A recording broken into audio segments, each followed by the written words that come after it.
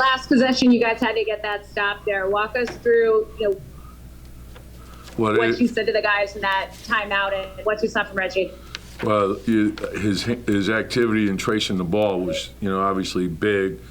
And that team is a really well-coached team and a great execution team. So you got to be tied together, otherwise they're going to make you pay. And this was their first game with having a majority of their guys back. They still had Ross out, but then they put like an enormous pressure on you. Fournier and Vucevic in a pick and roll. Gordon gets going downhill. And they play hard as heck on every possession. So, it's good to scratch out a win. Mike Porpino. This is Mark Berman. I was told to unmute, but Go ahead, Mark. Okay. Just how did you like how you did your point guard rotation and see Frank score a lot of points? Yeah, I really thought Frank played a very good game all around, and as I mentioned in the pregame, he's taking the right shots, and as long as he does that, we just believe in the process of him working on those shots, and when he's open, shoot him well. And some are going to go, some won't. That's part of the game. But just having the courage to continue to take them, you're wide open. And I thought Julius was fabulous, just making plays, to have 17 assists and, just finding a way to win. And then Alec being, playing the point, you can't speed him up. Great veteran experience. Reggie being selfless and just, coming off the bench and having a big game and coming up with the big stop at the end. We had a lot of guys step up and play well. I thought Obi and Kevin Knox gave us really good minutes in the second quarter. So and we needed everyone, and it was a good win. Mike Borkenhoff.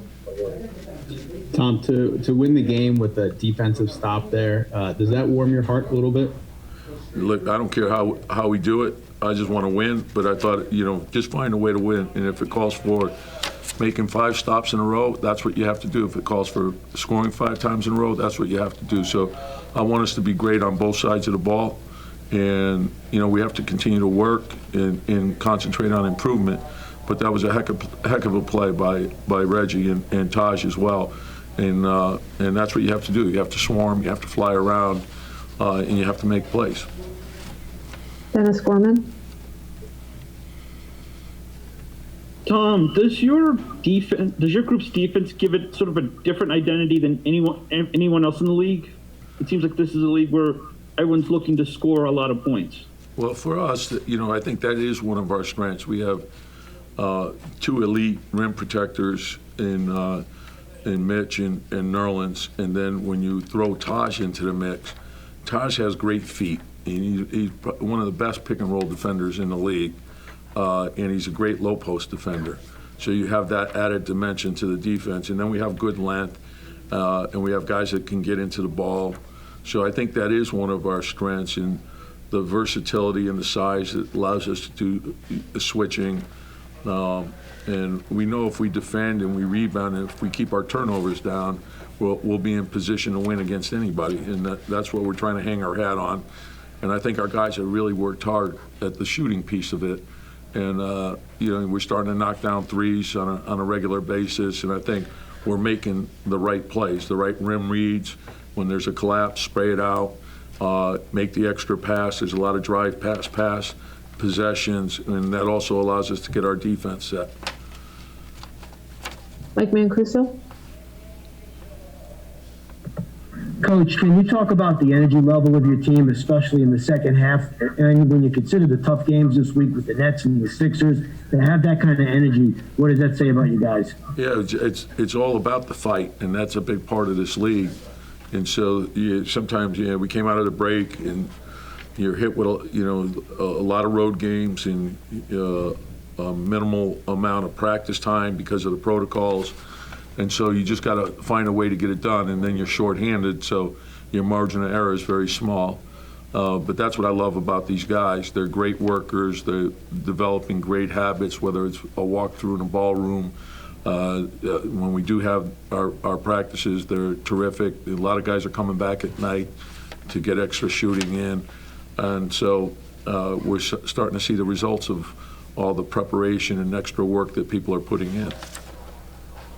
Bondi?